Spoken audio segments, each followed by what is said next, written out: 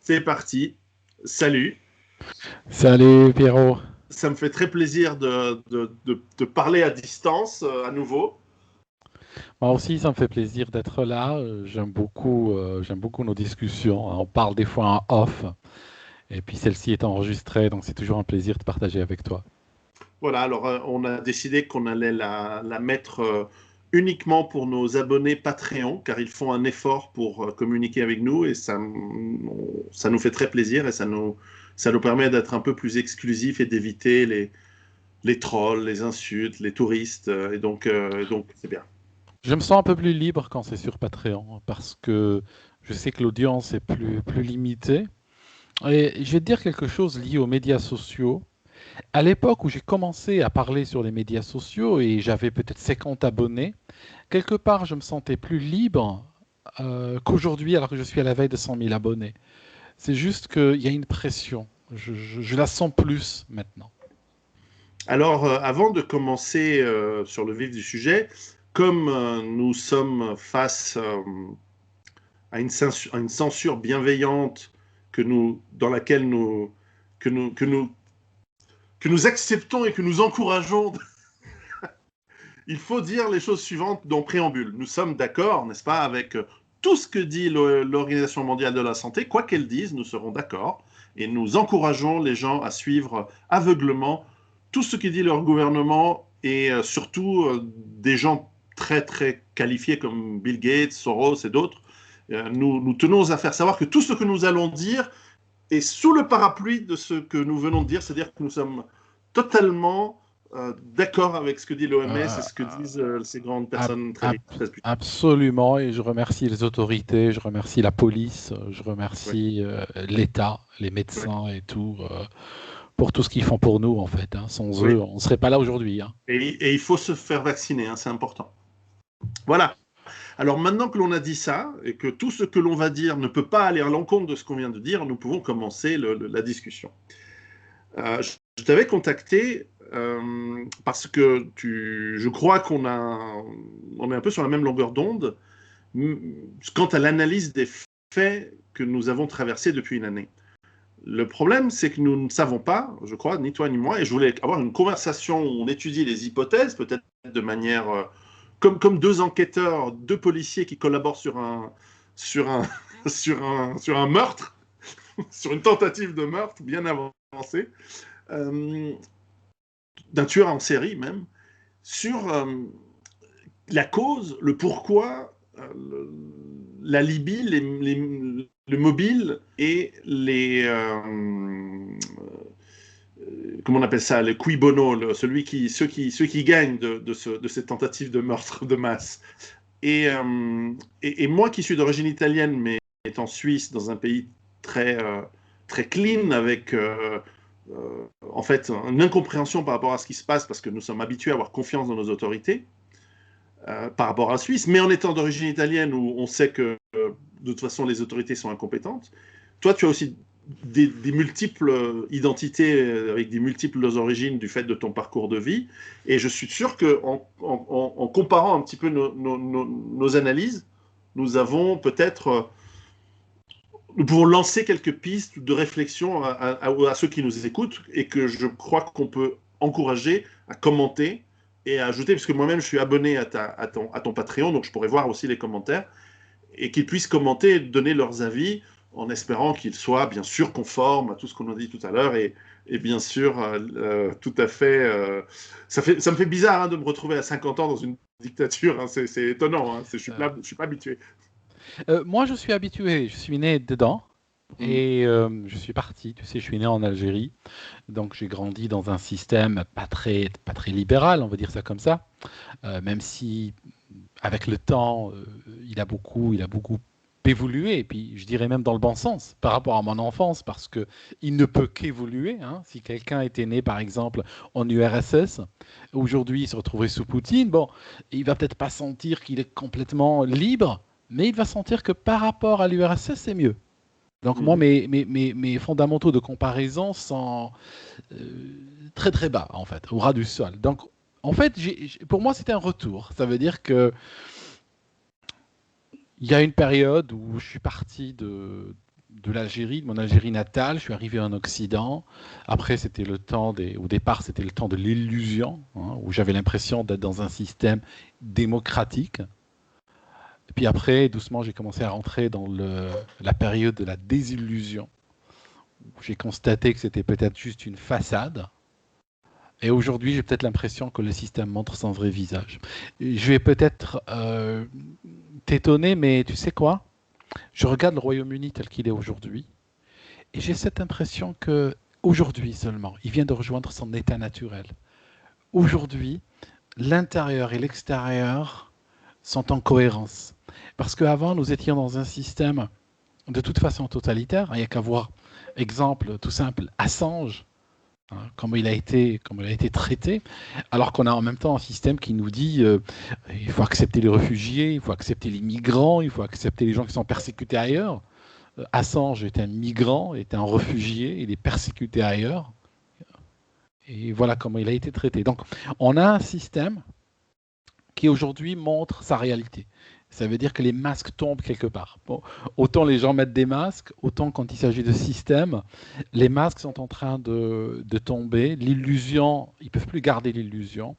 Et pour rejoindre ce que tu as dit au début de la vidéo, je vais peut-être rebondir sur quelque chose de très officiel. Ça a été dit par l'OMS il y a 2-3 semaines. L'OMS a dit qu'il y a beaucoup de pays dans le monde, il y a un risque que des pays dans le monde profitent de la situation pandémique pour faire avancer un agenda totalitaire, sous couvert, sous couvert de mesures sanitaires. Donc ça, c'est officiel, ça, c'est pas de moi. Je crois qu'on est d'accord avec l'OMS. Alors là, pour une fois, moi, je suis 100% d'accord avec l'OMS. Et malheureusement, le Royaume-Uni semble être le leader, on va dire, quelque part. Parce que j'ai l'impression qu'aujourd'hui, dans le monde, il y a deux types de pays. Je ne sais pas ce que tu en penses, Pierrot, mais il y a je dirais trois types de pays. Il y a les pays leaders, comme le Royaume-Uni, qui poussent le narratif, qui veulent le maintenir à tout prix. Il y a des pays suiveurs, c'est des pays qui peut-être ne sont pas très forts sur le plan géopolitique pour affirmer quelque chose, hein, pour par exemple se dire ben, nous on n'est pas complètement d'accord, mais ils vont faire quoi? Ils vont essayer de se soumettre, minimum, pas beaucoup, mais juste se soumettre et puis faire semblant de suivre. La Croatie, j'étais en Croatie, je classe la Croatie comme un pays suiveur. Et puis il y a des pays qui ont tourné la page, prenons la Floride, l'État de Floride par exemple, prenons la Suède, ce sont des pays ou des régions qui sont passés à autre chose aujourd'hui. Plus plein de pays africains qui, tout simplement, tu sais, je vais te dire un truc, moi j'étais enfant, on nous parlait à l'école Deuxième Guerre mondiale. Je vais te dire un truc, hein, la vie d'un Africain, tu sais, la Deuxième Guerre mondiale, pour nous en Afrique, on la voit comme une guerre d'occidentaux, elle n'était pas si mondiale que ça. Je veux dire, ok, vous faites la guerre entre vous, vous appelez ça mondial parce que vous êtes un petit peu ethnocentré et vous avez l'impression que parce que l'Allemagne attaque la France, c'est le monde. Ben pour nous, pardon, bon, c'est un truc d'occidentaux. Oh, ils ont Oh, combattu sur toutes les mers et tous les océans bon, il y a et eu le Japon, l'Asie. la Russie, l'Asie, c'est vrai que il Là, y a là, ouais. il y a un petit côté mondial. Mais la, cette histoire aujourd'hui des Covid n'est plus si mondiale que cela, en fait. D'ailleurs, courte parenthèse, je suis parce que moi je critique tout le monde et je dois faire aussi, quand c'est l'inverse, faire l'éloge car des systèmes médicaux du tiers-monde.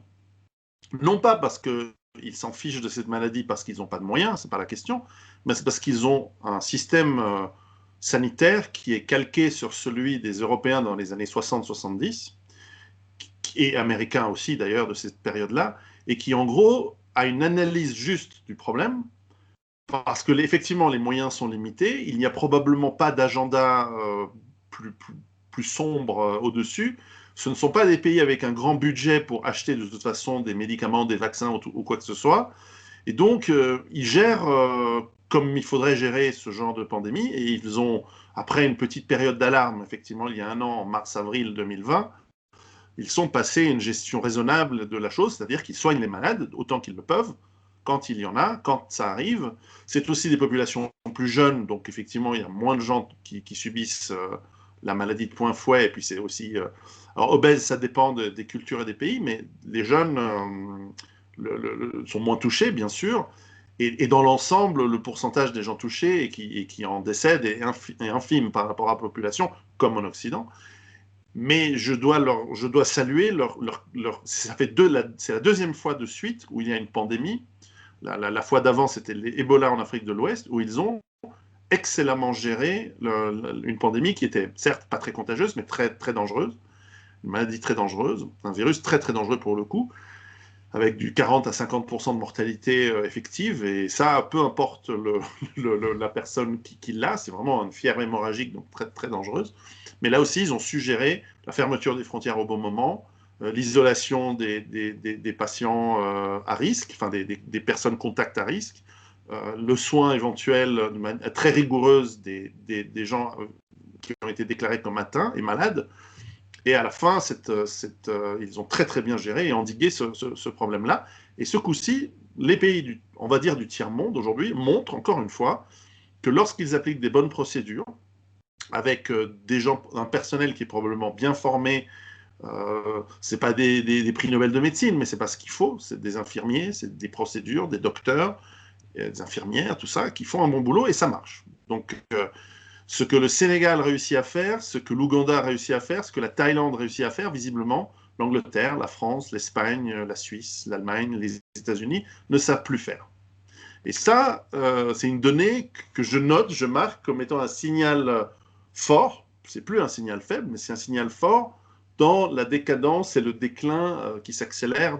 Mais bon, je referme la parenthèse, c'était un jalon que je marque et que je pense qu'il est important de remarquer. Par rapport aux personnes d'un certain âge, c'est vrai qu'en Europe, on a une population qui est plus âgée, hein, toutes choses égales que l'Afrique.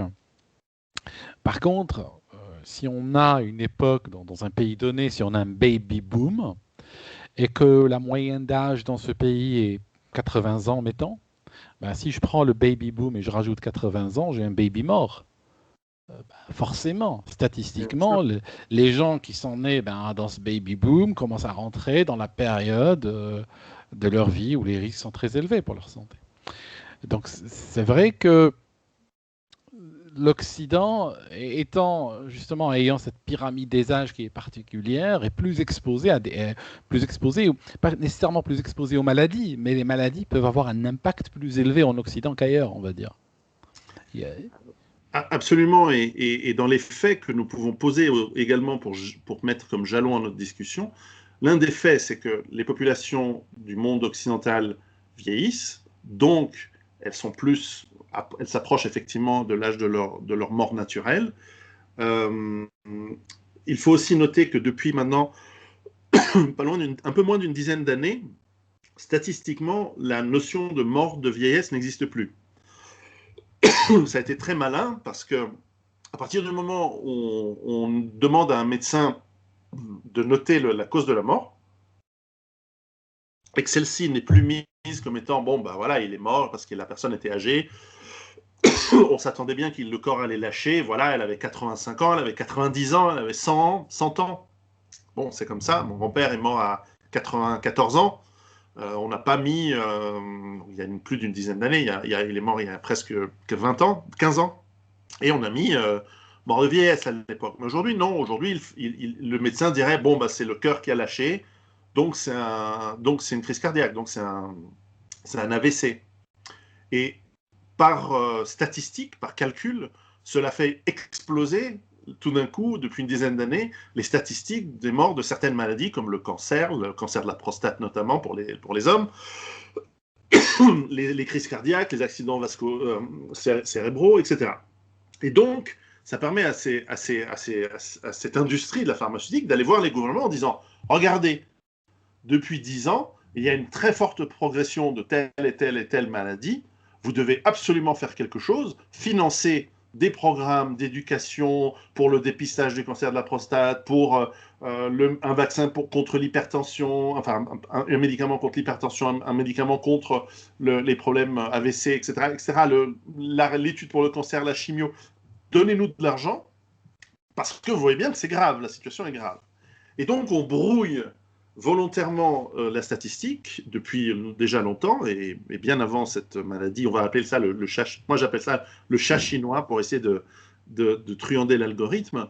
Mais en fait, on se rend compte qu'on a. Et en même temps, en voyant en Occident des populations qui augmentent, les États-Unis sont passés de 250 à 300, aujourd'hui à 350 millions d'habitants, la France de 60 à 67, etc. Et on voit que le nombre de lits d'hôpitaux, en fait, diminue.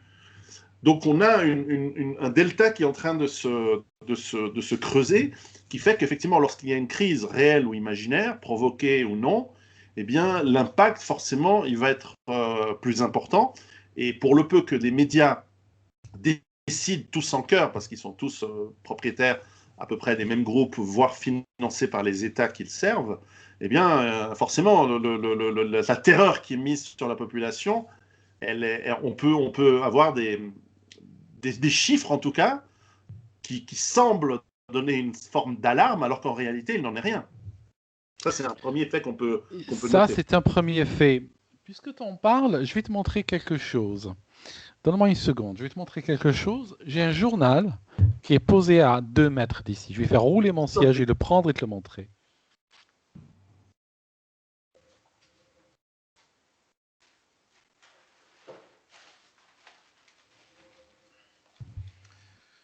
Alors, je vais te montrer quelque chose.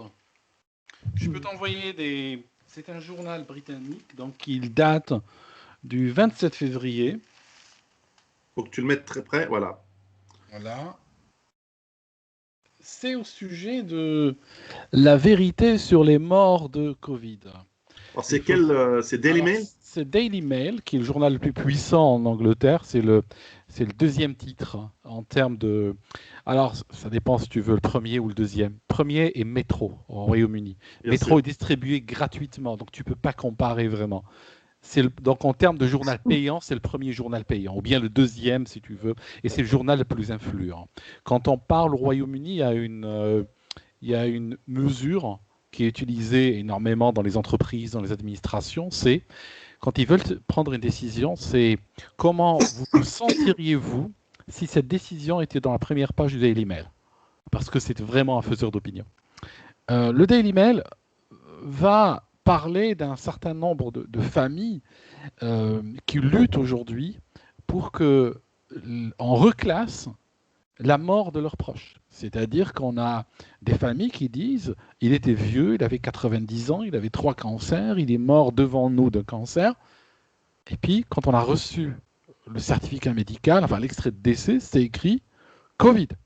Ouais. Alors, je vais te rajouter encore un détail. Certains disent oui, ils ont joué sur le fait qu'ils ont été testés, puis ils sont morts dans les 28 jours et tout. Là, je te parle d'une fraude aggravée parce que les gens dont on parle non seulement ont été testés, mais ont été testés négatifs. D'accord. D'accord. Et à leur mort, soudainement, un médecin qui les a même pas vus, un médecin qui est intervenu par téléphone, a déclaré Covid. Alors, je crois savoir, alors là je suis en train de creuser, mais je crois savoir qu'une des raisons pour lesquelles ces familles luttent, entre autres choses, c'est quand il y a une assurance décès, il y a des exclusions. Les assurances décès ne couvrent pas les actes de pandémie, de terrorisme, de catastrophes naturelles. Un volcan, quelqu'un qui meurt dans un volcan ou dans un tremblement de terre, c'est pas couvert. Donc les assurances sont très contentes qu'il y ait un classement Covid parce qu'elles disent ah pardon on paye pas, il est mort de Covid. Il y a une volonté de faire du chiffre qui aujourd'hui qui arrive même dans les médias mainstream parce que le Daily Mail c'est un média mainstream. Ça arrive aujourd'hui. C'était anecdotique au départ, mais aujourd'hui ça devient de plus en plus évident. Tu me parlais en plus la dernière fois que nous nous étions parlé, je crois que c'était en off, que même les gens qui sont comme moi, qui a eu le Covid et qui a développé des anticorps, en Angleterre devront se faire vacciner, en gros. Oui. Ce qui est une absurdité. C'est une absurdité complète. Parce que soit la maladie est immunisante, ça veut dire que si on la chope, ben le système immunitaire s'en souvient et puis il saura nous en protéger, soit elle est immunisante. Beaucoup de maladies sont immunisantes. On les attrape une fois dans sa vie, ou une fois tous les 20 ans, ou tous les 10 ans. Et il y a des maladies qui ne sont pas immunisantes. Alors si cette maladie n'est pas immunisante, il n'y a pas moyen d'imaginer un vaccin contre. Exactement. Mais là, ils disent, ben oui, on vaccine, oui, c'est pas grave, vous l'avez eu, mais on va vacciner quand même. Donc il y a une politique du chiffre aussi quand il s'agit de vaccins. Et il y a énormément de conflits d'intérêts derrière. Il faut savoir que nous sommes gérés littéralement par une junte. Nous sommes Mhm. gérés, les conservateurs. Ce sont littéralement, et là je vais peut-être parler en tant qu'Algérien et en tant qu'Africain, il faut savoir que chaque fois qu'il y a une transition de souveraineté, c'est une période historique très dangereuse. C'est-à-dire que, prends des pays africains, il y a eu à un moment donné une décolonisation. Donc, cette décolonisation va créer une transition de souveraineté. Durant cette transition, il y a énormément de bords, de partis ou d'intérêts, si tu veux, qui sont à l'affût, qui se disent, à l'instant où, par exemple, le colonisateur part, nous, on va arriver puis on va prendre possession du pays. J'avais peur, j'avais peur à cause du Brexit, j'avais peur de ça. Et finalement, ça n'a pas failli. Parce qu'aujourd'hui, on est sorti de l'Union européenne et puis on a plongé littéralement dans une dictature sans nom. On nous disait on sort de l'Union européenne pour ne pas être géré par des fonctionnaires non élus. Aujourd'hui, c'est devenu le pays des décrets, le pays des fonctionnaires non élus. Donc c'est vrai que je suis très inquiet pour l'avenir de ce pays. Mhm. Alors, je vais poser un autre fait, c'est que dans l'histoire de l'humanité, les humains, pour peu que la liberté puisse être quelque chose que l'on arrive à définir, mais enfin, les êtres humains n'ont jamais été libres. Il y a toujours eu des classes dominantes extrêmement tyranniques, avec plus ou moins de moments de relax quand c'était nécessaire, mais dans l'ensemble, ça a été extrêmement tyrannique jusque peut-être le milieu du 19e siècle, où on a commencé à voir émerger une forte richesse qui s'est étendue à une grande partie des populations, et en tout cas qui a duré jusqu'à maintenant, avec en fait un monde qu'on appelait libéral. Les gauchistes appellent ça le capitalisme, mais en réalité c'est du libéralisme, qui a permis l'invention de la machine à vapeur, les antibiotiques, l'avion, enfin tout ce qu'on connaît aujourd'hui. Et donc une richesse phénoménale qui a permis d'ailleurs à certaines classes dirigeantes, celles qui ont su investir et tirer leur épingle du jeu, voire même à des gens venus de classes sociales tout à fait modestes, de réussir à progresser et se hisser tout en haut, avec bien sûr, et ça c'est le prix à payer pour les antibiotiques, l'électricité, l'eau courante, etc., des différences de richesse qui augmentent, parce que le prix à payer d'avoir un Amazon, qui est à la fois chiant qui est à la fois terrible pour les librairies, mais qui est extraordinaire comme service, on peut dire ce qu'on veut, mais c'est une réalité, eh bien, le prix à payer, c'est un Jeff Bezos qui vaut 100 milliards de dollars, alors que la plupart des gens sont smicards. Okay, mais tant que Jeff Bezos n'utilise pas ces 100 milliards de dollars pour remettre la tyrannie en place, ça va. Même les inégalités, elles sont acceptables à partir du moment où il n'y a pas cette volonté de remettre une tyrannie. Mais c'est une petite période dans l'histoire de l'humanité que le 19e et 20e siècle. C'est 2 siècles de liberté, et encore pas pour tout le monde et pas partout, mais qui commençait à s'étendre, et en plus qu'on nous a vendu comme étant quelque chose qu'on voulait étendre à tous les pays. Et aujourd'hui, nous sentons, et tu l'as dit très justement, et parce que je le pense aussi, c'est récemment dans une de tes vidéos, c'est qu'il y a un retour du refoulé religieux, plus que religieux fanatique, iconoclaste même, qui revient par période dans l'histoire de l'humanité. Les chrétiens l'ont eu, les musulmans l'ont eu et l'ont encore, les juifs l'ont eu, ça va par phase. Et cette phase un peu mystico-religieuse, iconoclaste, fondamentaliste,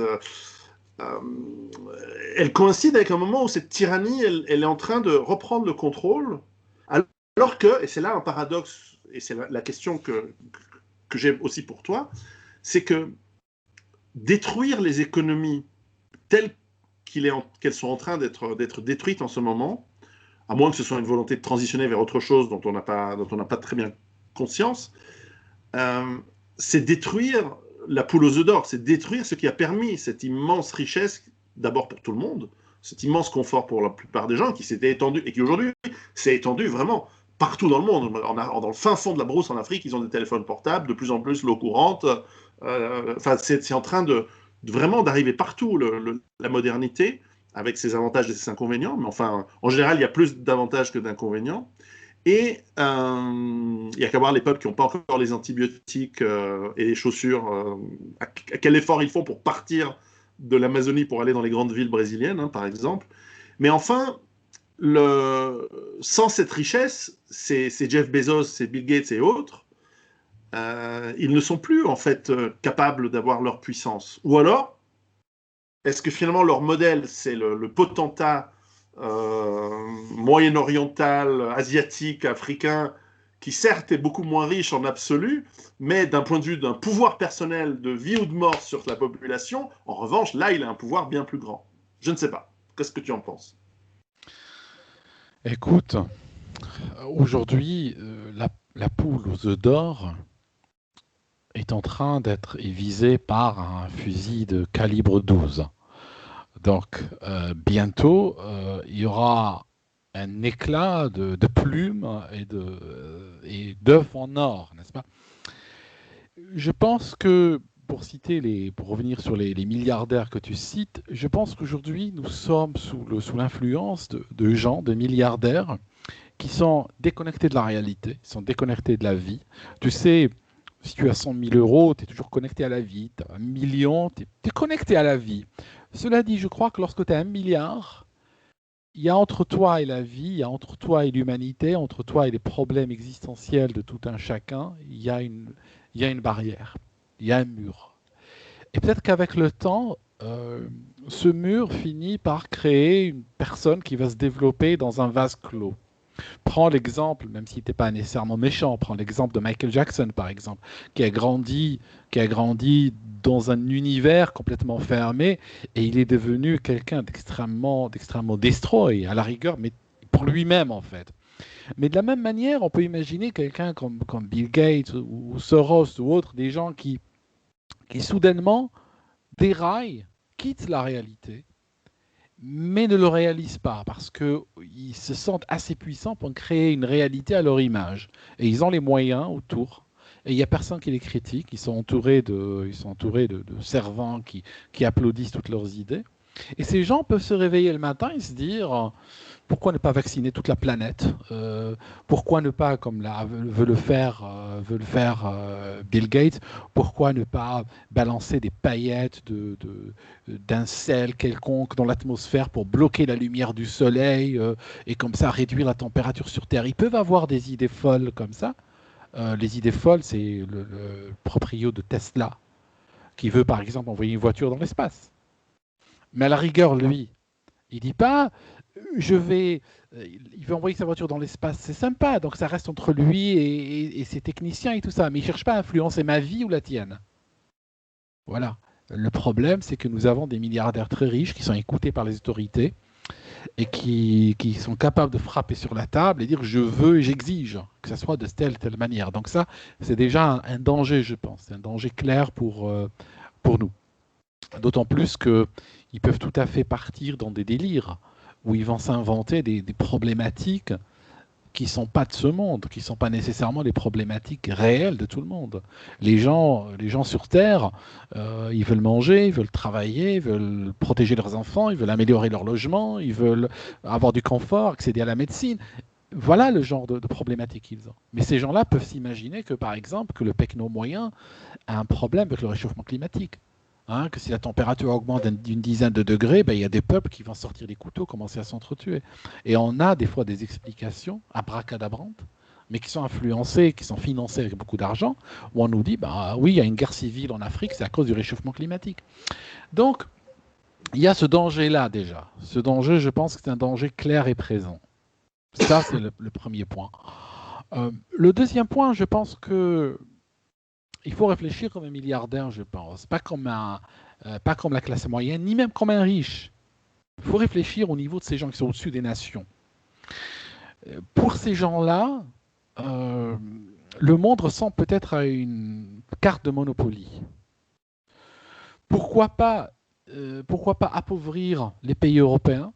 parce que c'est des pays qui, économiquement parlant, ont atteint une sorte de plateau, ont atteint un niveau de croisière qui fait que finalement, tu n'as pas de croissance. Or, on se fait de l'argent avec la croissance.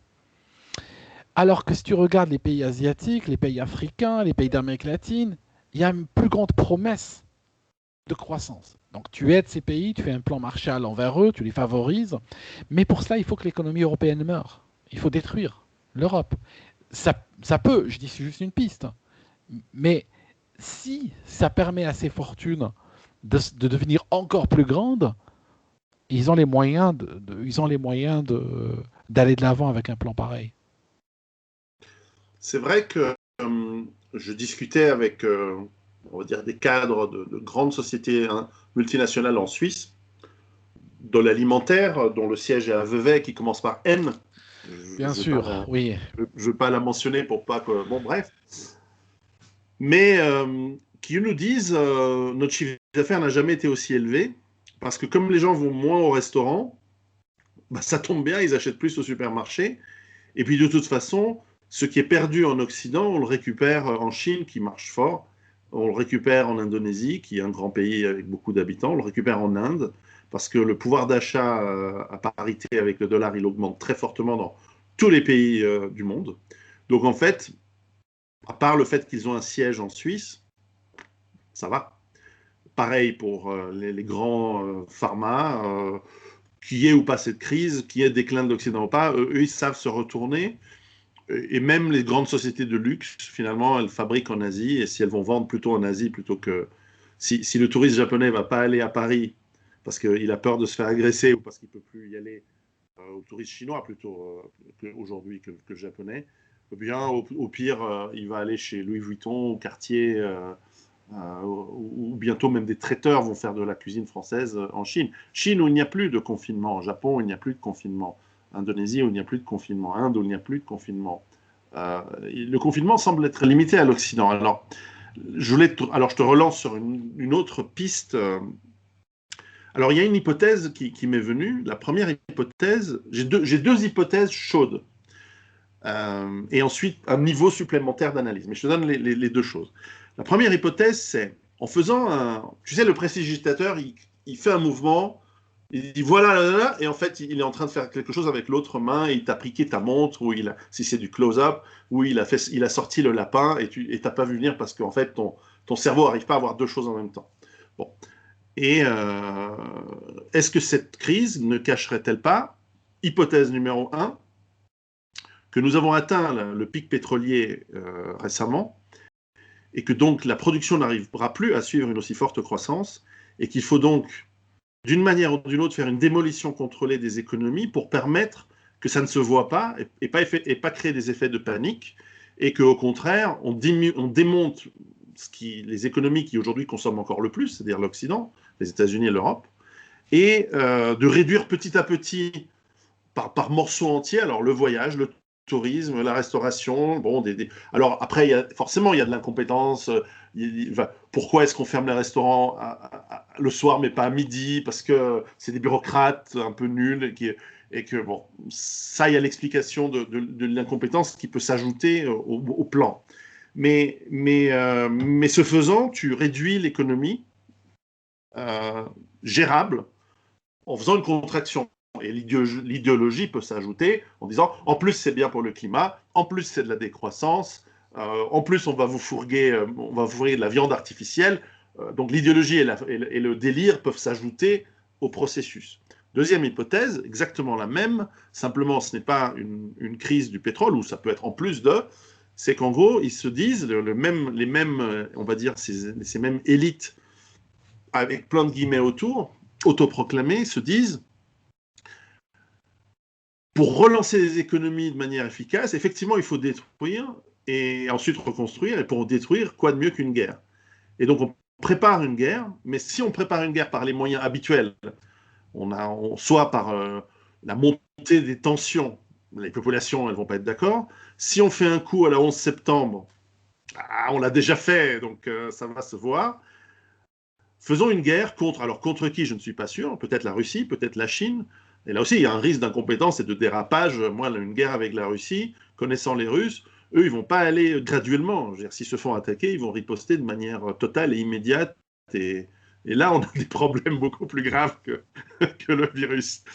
Mais, et tout cela, donc je donne ces deux hypothèses, et j'ajoute un niveau, c'est qu'il se peut, mais là, il y a des gens qui en parlent mieux que moi, des gens comme Pierre Hillard ou d'autres qu'on ne peut même plus mentionner le nom sans se faire straquer sa chaîne, mais enfin bon, il y a l'option de motivation eschatologique.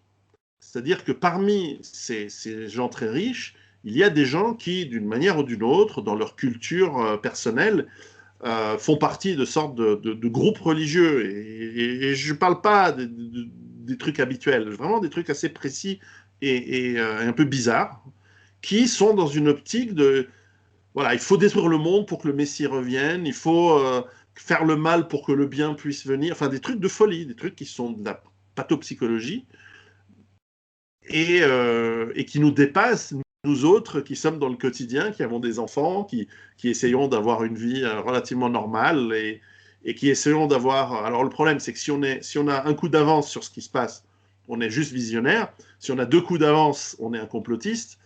Et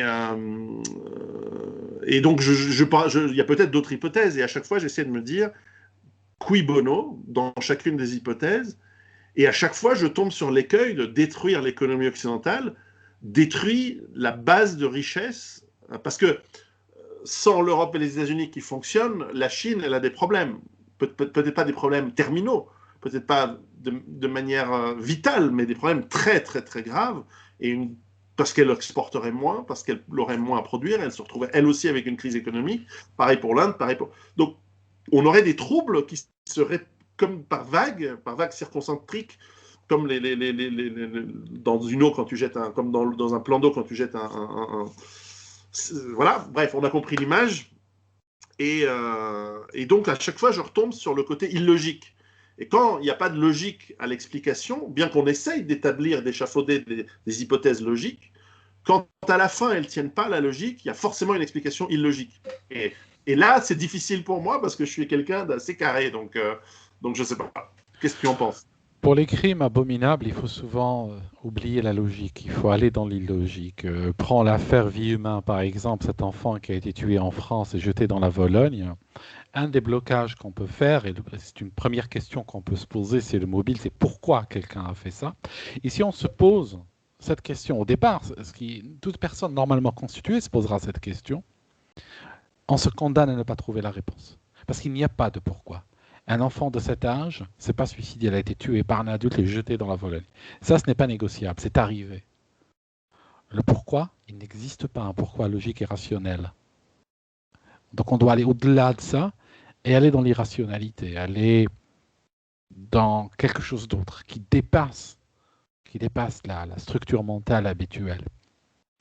Si je dézoome, j'ai bien entendu tes hypothèses, et très souvent, peut-être la réalité, c'est un mix de toutes les hypothèses qu'on peut raisonnablement avancer. C'est une pondération. On avance une hypothèse en disant celle-là, je lui donne 1%, celle-là, je lui donne 10, celle-là, je lui donne 15. Mais la réalité est peut-être un mélange de tout ça. Tu sais, je vais donner peut-être un autre exemple. En Algérie, à l'époque de la guerre, la décennie noire, où on était en guerre civile, avec le terrorisme et tout ça, je parlais à des gens et il y avait un gars qui travaillait avec l'État, c'était un flic, je pense, avait un contrat sur sa tête. Tout le monde le savait, lui aussi. Les gens évitaient de se retrouver en sa compagnie, dans une voiture avec lui, dans un café avec lui, à table avec lui, dans le même trottoir. Pourquoi? Parce que tôt ou tard, il va se faire flinguer. T'as pas envie d'être dans le champ de tir, hein, parce que beaucoup de gens sont morts alors qu'ils n'étaient même pas visés nécessairement. Juste, ils étaient là quand ça tirait, c'est tout. Aujourd'hui, si je considère que le monde est un grand café, oublions le Covid. Si considère que le monde est un grand café, que chaque pays est une table avec des gens assis, quelle est la table du mort? Quelle est la table de celui qui se fait flinguer depuis toujours? Celui qui se fait remplacer dans son propre pays, qui est à la veille d'être étranger dans son pays. Il y a deux pays, hein. Voilà. C'est deux pays. Ok. Qui quels, quels sont les pays dont on a détruit la natalité en poussant les femmes à l'avortement, en poussant les enfants, les jeunes à des sexualités non reproductives? Quels pays sont dans le champ de tir? Tu vois ce que je veux dire? Alors ça, je reste pas dans le Covid, je dézoome. Mhm. Puis soudainement arrive cette pandémie, et soudainement, ça fait, pour reprendre ta parole, ça fait une sorte de 11 septembre sanitaire, quelque part. Ça agit comme catalyseur d'un plan qui semble s'inscrire dans une continuité destructrice, qu'on connaît de toute façon depuis avant. Et puis, il y a quelque chose, on sent qu'il y a une opportunité sur laquelle certaines autorités sautent. Donc, il y a une destruction. Mais elle ne date pas d'hier, elle ne date pas du Covid. Aujourd'hui, c'est juste une accélération. Sauf que cette fois-ci, je pense que c'est la dernière marche, la dernière étape. Parce que si ça marche, ce qu'ils sont en train de planifier, il n'y aura plus besoin de détruire après. C'est Mhm. fini.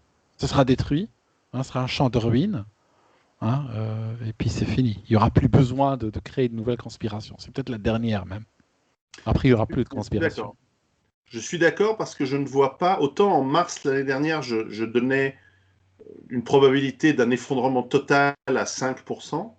Là, je monte à 70%. Je ne vois pas.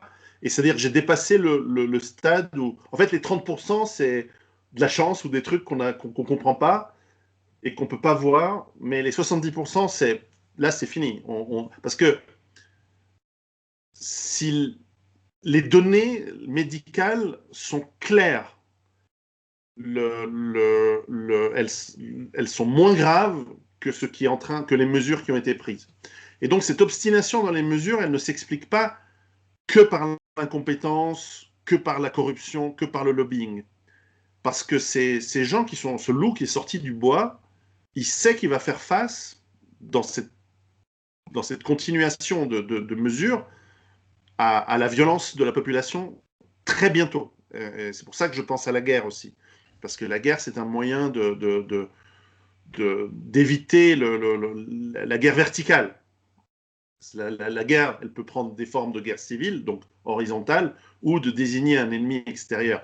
Et je ne suis pas sûr que ça fonctionne, hein, parce que si aujourd'hui on nous dit faut faire la guerre à la Chine et à la Russie, ou les deux, ou même à l'Iran, etc., je moi, j'aimerais pas être un officier dans les armées qui devrait faire la guerre parce que je pense qu'il va y avoir des balles dans le dos qui vont arriver. Hein.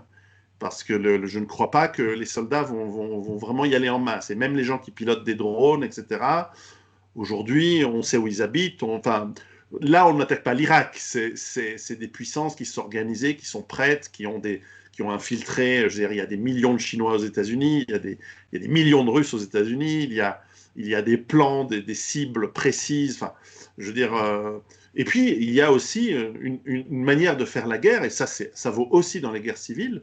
Il y a aussi l'assassinat des décideurs. C'est-à-dire que je veux dire, si en masse, on va prendre une hypothèse fantaisiste dans un pays qui n'existe pas. On va prendre le Paristan. On va dire c'est un pays qui a eu ses moments de gloire, etc. Et qui est géré par des gens un peu incompétents, mais un peu cons, et depuis longtemps, et puis voilà. Et que la population est encore intelligente. Alors ça, c'est rare. Et qu'elle se dit, bon, puisque nos élites sont nos ennemis, on prend leur nom, on prend leur adresse, on sait où ils travaillent, on connaît où vont à l'école leurs enfants, comme fait un mouvement de guérilla dans les mouvements de libération nationale, etc. Ils identifient les élites de leurs ennemis. Et lorsque le moment se déclenche, il y a des accidents qui ont lieu, la bonne égorge les enfants, c'est déjà arrivé, il y a des accidents, le garde du corps et celui qui doit garder, le député, le ministre, se font fumer la tronche à coups de chevrotine, le cuisinier empoisonne le repas, il peut avoir énormément de moyens de toucher de manière très ciblée ces gens-là. Il n'y a pas besoin de faire des guerres, il n'y a pas besoin d'aller tirer sur les flics dans la rue. On peut cibler de manière très très pointue ces gens et les terroriser. Une population, normalement, si elle est bien constituée, elle est capable de faire ça à ses dirigeants. Alors évidemment, le Pakistan, c'est un pays avec une population encore virile, encore capable de faire ce genre de choses. C'est un pays qui est un pays imaginaire, on est d'accord. Et, euh, et je n'encourage personne à imiter ce scénario de fantasy. Moi, j'encourage à la non-violence, au bisou et à la bienveillance. Mais enfin, c'est un scénario que je peux imaginer. Si je peux l'imaginer, les élites aussi, elles peuvent l'imaginer. Et les élites, c'est là où je vois un premier gros problème pour elles, c'est qu'elles s'imaginent qu'en ajoutant des murs et en ajoutant des services de sécurité, qui sont humains pour l'instant, le jour où c'est des robots, bon, le problème, il n'est plus là. Mais tant que c'est des humains, moi, le garde du corps qui assassine le ministre, qu'il est censé protéger, dans une situation de crise extrême où la famille étendue du garde du corps, elle a des problèmes, elle a eu des suicides, elle a eu une jeune fille qui a eu des problèmes avec un Suédois, etc. Je peux imaginer le scénario où le garde du corps flingue le ministre ou le milliardaire. Et là, je ne sais pas si le milliardaire il se rend compte que la loyauté de ces gardes du corps n'est pas due au salaire, en fait. Il y a d'autres facteurs qui entrent en jeu, et c'est ce que les mafias, d'ailleurs, dans mon pays d'origine, en Italie, savent très bien. Les mafias n'ont pas de garde du corps. Elles vivent dans un village avec leurs frères, leurs sœurs et leurs cousins, où il n'y a pas de traître, où il n'y a personne qui va les agresser, où il n'y a personne qui va les donner. Et dès qu'il y a une personne qui n'est pas du clan, là, tout le monde se met en alerte. Aujourd'hui, ce n'est pas le cas dans les beaux quartiers de Paris, du Paristan, dans les ministères de ces pays. Donc, toi qui as vécu comme moi j'ai vécu un tout petit peu en Afrique, au Nigeria, etc., où il y avait des murs, où il y avait au Zimbabwe, il y avait des communautés un peu protégées. Mais là, l'ennemi était identifiable très clairement. Enfin, il y avait une distance physique. Comment ça se passait en Algérie? Comment est-ce qu'il y a eu ce genre d'attaque du peuple envers les chefs ou pas? Non, non, les chefs sont intouchables en général et quand un chef tombe, c'est qu'il a été abattu par un autre chef qui veut prendre sa place. Par rapport au peuple, ces gens sont trop loin. Ces gens représentent des cibles trop loin. Il y a, il y a Solientine qui en parle, je crois, dans un de ses livres. J'ai rencontré Solientine, en fait. Oui, j'ai rencontré à Genève, par hasard. Je discutais avec lui, on était à une table dans un resto fermé. Je dois dire, par ma grande inculture de l'époque, j'étais jeune, je débarquais d'Algérie, je n'ai pas su qui il était. Il s'est présenté, Solientine, je me suis présenté aussi à la bonne heure, bon, on boit un verre, et on a discuté pendant un bon moment, dans un resto fermé. Mais il disait dans son livre que si les gens qui nous terrorisaient, les exécutants, il ne parle pas des gens qui sont au top, les gens qui travaillent pour ceux qui sont au top, il disait si chacun de ces tortionnaires, quand il sortait le matin pour venir nous attaquer, s'il devait dire adieu à sa famille, s'il devait serrer ses enfants dans ses bras, en sachant que peut-être qu'il ne le reverrait pas ce soir, il y aurait beaucoup moins de tortionnaires et les gens qui sont au top trouveraient beaucoup moins de tortionnaires. Et il se reprochait justement à la population d'avoir été euh, dans une situation de passivité totale. Ils ont arrêté le voisin à 3 heures du matin, on ne bouge pas. C'est pas chez moi, on ne bouge pas. Et puis ils ont arrêté l'autre voisin à 2 heures du matin, mais c'est pas chez moi, je bouge pas. Puis un jour, ce sera chez lui. Et ils arrêteront tout le monde, un par un, alors que collectivement, ils auraient les moyens de se défendre. Collectivement, ils auraient pu. Mais ils sont chacun dans la logique en se disant, c'est pas grave, c'est à côté. Et malheureusement, cette psychologie des peuples, aujourd'hui, elle est utilisée contre les peuples, elle est maîtrisée. Si on prend par exemple l'organisme qui s'appelle SAGE, au Royaume-Uni qui gère, qui donne à l'État donc les mesures à implémenter. Il y a énormément de psychologues spécialisés dans le comportement qui sont dedans. On se demande pourquoi ils sont là. Que font des spécialistes du comportement dans une histoire de virus? Et en fait, aujourd'hui, même dans les médias mainstream, on dit que le Royaume-Uni utilise des techniques de terreur, des techniques de peur, des techniques pour augmenter du Daesh en quelque sorte, hein, des techniques où chacun doit se sentir menacé. Et la Belgique a utilisé des techniques pareilles aussi. Donc nous avons des États quelque part où pendant des années on a été menacés par le terrorisme islamiste. Et j'ai l'impression que quelque part les États s'en ont inspirés.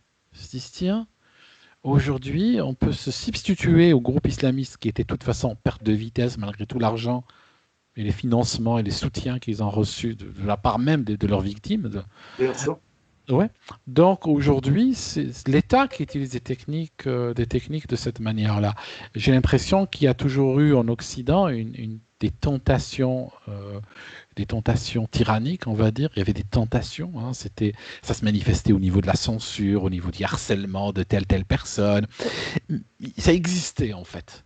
Mais ce n'était pas exprimé de manière claire et de manière massive.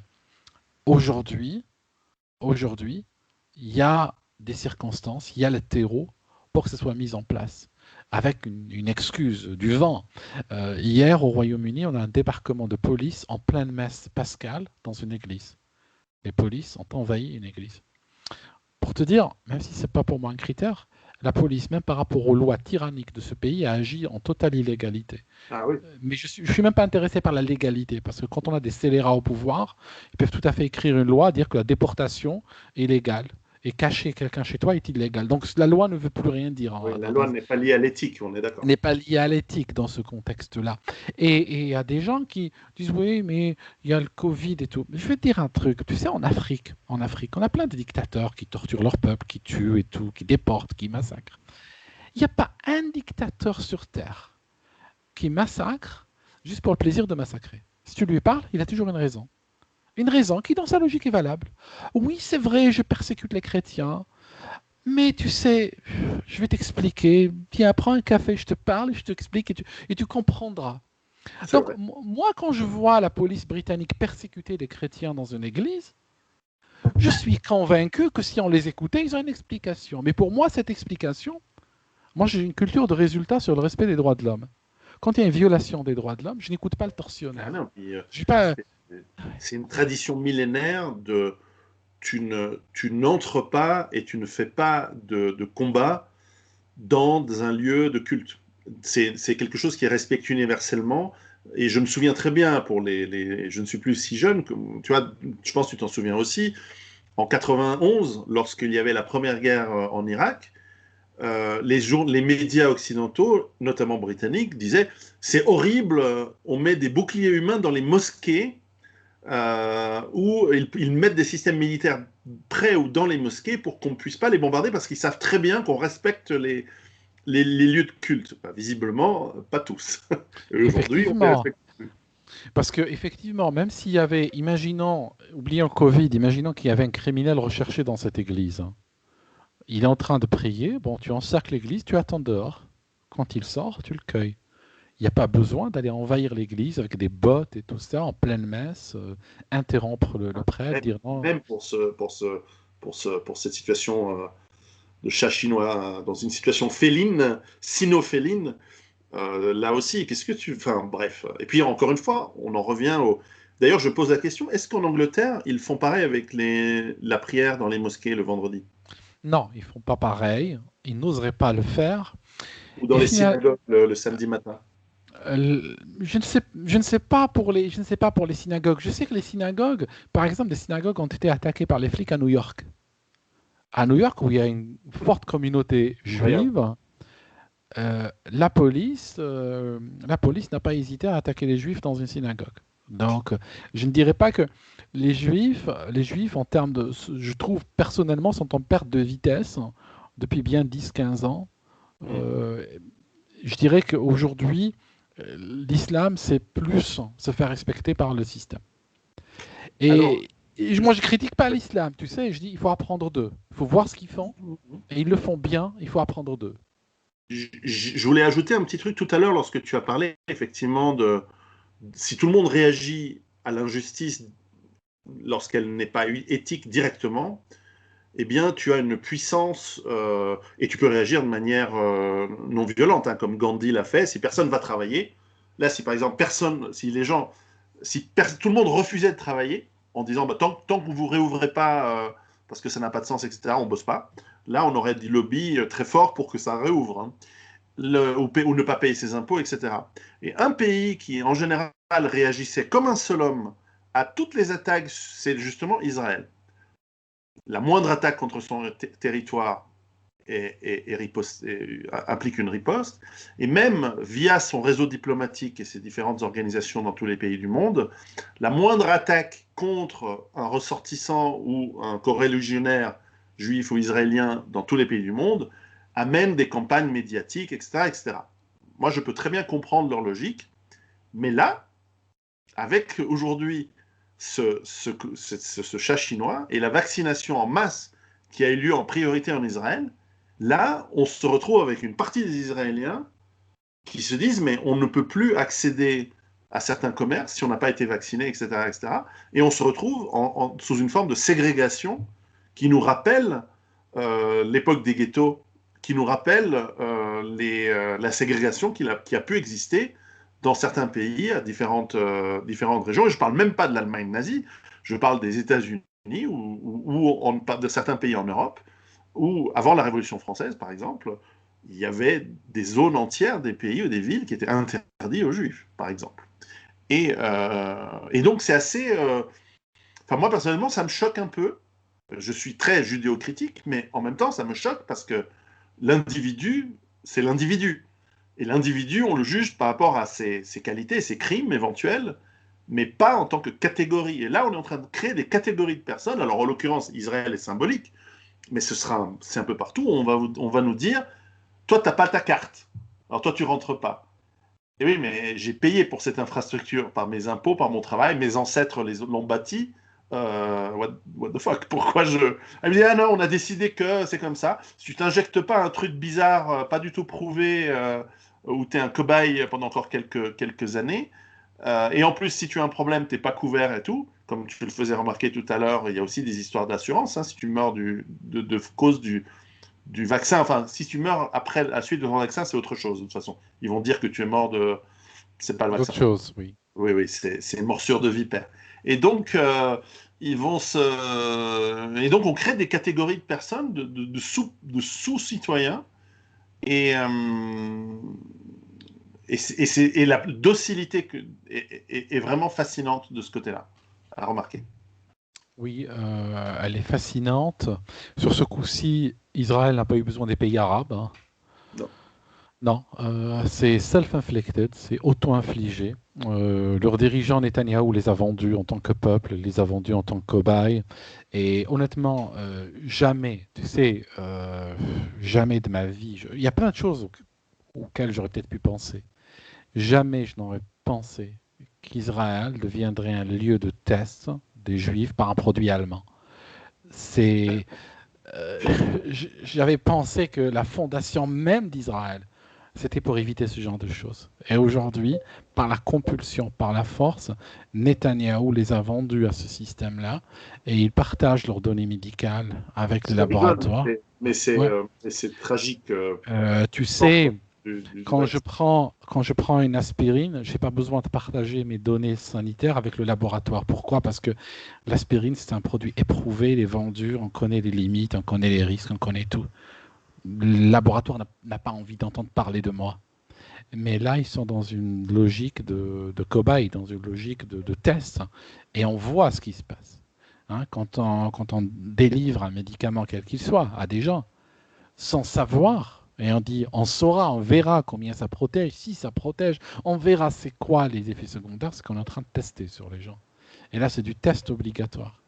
Alors, il y a plein de gens qui disent, oui, c'est contre le code de Nuremberg et tout ça, contre enfin, ce qui s'est passé à cette cour de Nuremberg. Ah oui, mais on est en train de revenir sur tout ça maintenant. Hein. C'est fini Nuremberg. C'est fini. On continue à cette vitesse-là. Ça ne me surprendrait pas que dans 5 ans, on ait le boulevard Joseph Goebbels. Ou bien on ait un lycée à son nom, ou autre. Je veux dire, On a déjà des lycées Nelson Mandela. Donc, voilà, atteignez-vous. on est en train de remettre, on est en train de réhabiliter littéralement un certain nombre de pratiques qu'on a fait semblant de condamner pendant 60 ans. Moi, j'ai jamais été, tu sais, j'ai jamais mordu à Salam Alek. Jamais pensé que ceux qui allaient, par exemple, poser des fleurs et tout ça, jamais pensé qu'ils étaient sincères. Ok? J'ai toujours méprisé pendant qu'ils faisaient ça. Et je les ai critiqués d'ailleurs à longueur de vidéo pendant des années. C'est vrai. J'ai toujours pensé qu'ils étaient pas sincères. Et aujourd'hui, ça se voit. Aujourd'hui, c'est clair. Aujourd'hui, on voit bien qu'ils n'ont rien appris. Quoi. Et il va falloir peut-être un vaccin. Il va falloir qu'on les vaccine contre un mur et qu'on leur administre les leçons qu'administrent les peuples régulièrement aux dirigeants. Hein. Il faut le rappeler, c'est tout. Les pères fondateurs américains, je crois que c'était Jefferson, disaient que l'arbre de la liberté doit être arrosé régulièrement du sang des tyrans et des patriotes. C'est ça le drame. Et ce qui m'étonne aujourd'hui, c'est qu'il n'y a pas de patriotes. Et là où je pensais en voir, et je suis vraiment étonné de la lâcheté d'un grand nombre, il y a des exceptions, c'est celui des médecins. Parce que toi qui as étudié médecine il y a longtemps, mais quand même, la médecine est censée être une science, certes parfaite, certes biaisée par... évidemment qu'il y a un biais par les industries qui produisent des soins et des médicaments et qui ont plutôt intérêt à ce que tu utilises, que sais-je, un médicament plutôt qu'une approche thérapeutique douce qui peut passer par la psychologie ou par l'homéopathie ou par autre chose, mais qui n'est plus tellement... qui est devenue très dogmatique, voire religieuse dans certains cas, mais enfin qui est basée quand même sur le principe de ne pas nuire, de soigner. Et si on peut avoir un peu des tendances voilà, de lobbying dans des grands groupes médicaux, aujourd'hui on voit que l'industrie de l'hôpital, on voit que j'ai plein d'exemples à travers l'Europe et d'hôpitaux que je connais très bien, où le directeur de l'hôpital s'adresse à la télévision en disant c'est une catastrophe, nous sommes débordés, envoyez-nous des sous. Et où le personnel, lorsqu'il est interviewé, et quand il y a des vidéos qui circulent de l'intérieur de l'hôpital, on voit finalement des chambres et des couloirs pas trop remplis, pas du tout une situation de crise. Et puis le personnel dit oui, bon, c'est comme d'habitude, c'est en novembre, on n'a pas plus de malades que tous les novembres. Et puis d'autres médecins disent oui, là on soigne les gens qui ont de la toux et du rhume. Bah oui, on a pris tous les gens qui ont de la rhume et du rhume. On n'est pas plus plein que d'habitude, mais en revanche, là où on soignait les autres trucs, bah, c'est vide. Et donc, je suis étonné de ne pas voir plus de médecins qui montent au créneau. D'ailleurs, certains ont été les rares, parmi lesquels même un a été, en tout cas en France, a été interné dans un asile de fous pendant quelques semaines pour un peu donner le message. L'industrie médicale, pour moi, elle commence à perdre la confiance qu'elle avait encore auprès de la population, en tout cas une partie de la population, qui aujourd'hui se dit je ne peux pas faire confiance au système électoral. Mais aux États-Unis, il n'y a pas eu de fraude, hein. Tout était normal pour les élections de l'année dernière. On ne peut plus faire confiance dans la classe politique. On ne peut plus faire confiance dans la science. Le nombre de revues scientifiques dont les tests sont incapables d'être reproduits. Maintenant, on ne peut plus faire confiance alors on ne parle même plus de la justice des tribunaux, mais on ne peut même plus faire confiance dans la médecine, dans le docteur que l'on va voir tous les jours. Là, on rentre dans quelque chose de très obscur. Parce que quand la confiance se perd, alors elle se perd peut-être pas pour tout le monde. Moi, je vois plein de gens, ma mère en premier, à qui j'ai dit, mais t'es en bonne santé, fais-toi pas un vaccin, elle est quand même allée. Alors, pour l'instant, ça se passe bien. On verra bien si à long terme, il y a des problèmes. Mais les gens d'une certaine génération, ils disent, ah, mais comme ça, je pourrais de nouveau voyager. Mais non, ça n'a rien à voir. Et tu pourras quand même pas forcément voyager. Eh bien, il y a une partie de la population qui, dans cette obscurité, moi, je crains que ça va partir en violence très, très vite. Soit par la folie, parce que les gens pètent un câble et deviennent fous, soit parce que des gens s'organisent et vont faire... et vont mettre en place des organisations de contre-pouvoir, comme on l'a fait sous l'occupation. Et je rappelle que sous l'occupation, la résistance, elle ne s'est pas mise en place le lendemain de la capitulation. Elle s'est mise en place avec du temps. Il y a d'abord une phase de choc, puis ensuite une phase de réorganisation, puis une phase de vengeance, rétribution, re-rétribution mutuelle et qui part en s'agrandissant. Et au bout d'un moment, on a des maquis gigantesques en Ukraine, en Biélorussie, en Yougoslavie, en Italie, en France, etc. Et après, il faut le débarquement je ne sais pas, est-ce qu'on va devoir souhaiter le débarquement des Chinois et des Russes? Je ne sais pas dans quel monde on va, mais 2021, pour moi, commence à sentir très, très mauvais. Oui, écoute, par rapport à la médecine, je peux te répondre. Il faut savoir que déjà la médecine, quand tu es dans un hôpital par exemple, j'étais stagiaire dans des hôpitaux à de nombreuses reprises, tu n'es pas dans un système démocratique, tu es dans un système super hiérarchisé. Je peux peut-être donner un exemple, l'armée. Hein. Si on a un professeur, imagine qu'il y a un prof, professeur, c'est sacré. C'est littéralement Moïse qui marche, qui flotte comme ça dans les couloirs. Celui-là, il n'y a pas une culture de le challenger. Ça signifie d'aller contre sa parole ou de dire ce que vous êtes sûr ou de le contredire. Il dit quelque chose, les gens naturellement obéissent. Je peux dire même quelque chose d'extrême et j'aimerais bien qu'un médecin me contredise. Moi, je prétends que si, tu sais, à l'image des anciens cockpits d'avion, quand il y avait une très grande verticalité dans les cockpits, dans les compagnies aériennes, où le commandant de bord, on ne devait pas le contredire, ça a été aboli depuis. L'aviation a éradiqué cela. C'est grâce à ça que les avions volent encore. Sinon, on aurait un crash par jour. Il y a eu des cas où le copilote voit la montagne, l'avion par exemple tourne à droite, il la voit, et il n'ose pas le dire au commandant de bord. Ou bien il lui dit de manière très... on va peut-être, vous allez peut-être dans la mauvaise direction, on va peut-être se prendre la montagne alors qu'elle est à 50 mètres. Et après, il flash contre la montagne, tout le monde est mort. Dans la médecine, c'est toujours comme ça, jusqu'à maintenant. Ça signifie que moi, je prétends que si, par exemple, un professeur est en train de faire une chirurgie sur un patient, et s'il se trompe, s'il est en train de commettre une erreur qui pourrait, à la rigueur, potentiellement coûter la vie au patient, moi, je prétends que les gens qui sont autour de lui, qui sont hiérarchiquement inférieurs, n'oseraient pas le contredire ou n'oseraient pas lui faire face avec l'énergie que la situation exigerait. Voilà. Donc, il y a déjà ça. Deuxièmement, il faut savoir que les médecins, en grande partie, ne sont pas des...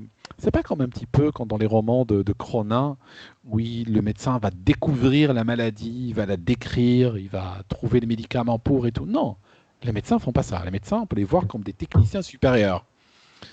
Ils ont un protocole de travail. Pour eux, cette liste de symptômes associés à ces tests-là va donner telle maladie et automatiquement déclenchera tel type de traitement. On peut prendre, je disais dans une vidéo il y a quelques jours, imaginons que tu prends le diabète et que tu lui donnes un autre nom. Tu lui donnes un autre nom. Je l'ai vu, oui. Et tu crées un test. Tu crées un test et tu dis au médecin, écoutez, tous ceux qui, quand vous prenez une goutte de sang, vous le mettez sur ce test, ça veut dire qu'ils ont telle maladie. Et en fait, imaginons que ton test réagisse juste au sucre dans le sang. La majorité des médecins vont suivre et vont croire, quand ils verront un diabète, ils vont le prendre pour une nouvelle maladie. Bien sûr, on verra les statistiques du diabète baisser au fur et à mesure qu'on découvre cette nouvelle maladie. Des gens ne seront pas soignés contre le diabète et mourront, ce qui renforcera l'impression que cette maladie est tueuse, qu'elle tue. Et la majorité des médecins goberont ça sans problème. Je veux dire, ça vient d'en haut, ça vient de la hiérarchie, ça vient de l'OMS, ça vient des chefs de clinique, ça vient du ministère, des autorités de tutelle. On leur donne leur protocole, ils n'ont qu'à suivre, c'est tout. Et ils voient les gens devant eux. Tu ne peux pas les contredire. Tu ne peux pas dire que ça n'existe pas. Ils le voient. Je croyais que, avec les procès justement de Nuremberg et le procès Eichmann à Tel Aviv, à Jérusalem, pardon, je pensais qu'on n'était pas, ça n'avait dépassé le stade de ah ben, j'ai obéi les ordres sans réfléchir. C'est oui, mais en même temps, on est toujours des êtres humains, donc c'est ça le problème. C'est ça, on est des humains. Et je ne sais pas quel auteur avait déclenché, je lisais ça il y a quelques mois, avait déclenché un tollé à l'époque en disant que... C'était qui? Hannah Arendt. En disant que ces nazis qui étaient jugés étaient des humains. Oui, c'est Hannah Arendt, dans La banalité du mal. Oui, je crois que c'était ça, en disant qu'il ne fallait pas les déshumaniser, parce que si on les déshumanise, on va créer une catégorie rien que pour eux, et on oubliera que ce mal, potentiellement, existe chez tout le monde, une fois que les conditions sont réunies. Moi, je suis très conscient de l'avoir en moi, c'est sûr.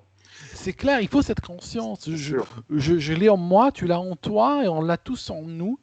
Et c'est pour ça qu'il faut veiller à ce que garder notre humanité, c'est une frontière qu'on doit défendre tous les jours. Il n'y a pas eux qui sont les méchants, qui sont les monstres, et nous sommes les gentils. Chacun de nous peut participer peu ou prou à un système monstrueux. C'est une abomination. Et bien sûr, il y a aussi des gens qui ont peur. Imagine, j'avais continué mes études de médecine, et aujourd'hui tu me posais des questions. J'aurais fait quoi? J'aurais peut-être dit, écoute, Pierrot, c'est chaud un peu en ce moment, hein, je risque de perdre mon job, C'est je ça. risque de perdre ma licence, j'ai un prêt immobilier, j'ai une famille à nourrir. J'aurais peut-être témoigné sous, je sais pas moi, peut-être en modifiant ma voix, en témoignant derrière un voile, je ne sais pas moi. Tu comprends? C'est ça aussi. C'est l'exemple, par exemple, tu parles de licence. Euh, cette licence, enfin ce droit d'exercer la médecine, c'est l'exemple d'une bonne intention qui est celle de dire on veut avoir finalement un standard assez rigoureux. Dans la pratique, on sait très bien que tu peux acheter tes diplômes dans certains pays. Enfin bon, c'est pour ça qu'on a des équivalences difficiles d'un pays à l'autre. Si tu fais ta médecine dans un Ouais. pays et que tu viens dans un pays qui n'est pas reconnu, par exemple par la Suisse, tu débarques en Suisse, tu dois recommencer à zéro. Hein. On ne va pas te laisser exercer. Bon, ça part d'une bonne intention, mais à la fin, ça finit par être un système d'État, parce que c'est géré par l'État et des corporations qui lui sont affiliées, et qui finalement, parce que l'État est corruptible, eh bien, on peut en arriver à faire en sorte que c'est contre-productif, parce qu'en fait, le doute est finalement dire non, la rigueur scientifique m'oblige, et l'éthique m'oblige de dire non, ces procédures ne sont pas, ne vont pas avoir les résultats que vous pensez avoir, ne vont pas être efficaces, ou elles sont mauvaises, ou elles ne respectent pas les principes de précaution et je refuse de les faire.